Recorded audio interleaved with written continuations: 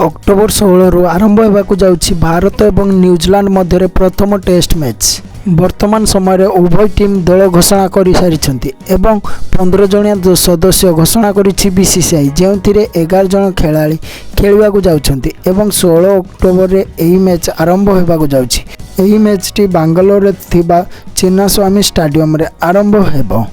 एथिरे दुई नुआ खेलाड़ी को मिली सुजोग, जो सामिल रही सरफराज खान एवं आकाशदीप। उभयंकर जबरदस्त बैटिंग और बॉलिंग रे परफॉर्मेंस देखा मिलूँ, जो आकाशदीप बॉलिंग रे जबरदस्त परफॉर्मेंस देखाउथिबा बेले सरफराज खान बैटिंग रे शानदार प्रदर्शन देखाई आसुचंती। सेथिबाई पुणी थरे बीसीसीआई ए दुई खेलाड़ी ऊपर भरोसा करी टीम रे सामिल करिछि एवं चिन्नास्वामी स्टेडियम रे हेबाकु थिबा एही मैच रे उभय खेलाड़ी देखाइबे निज निजर कारनामा।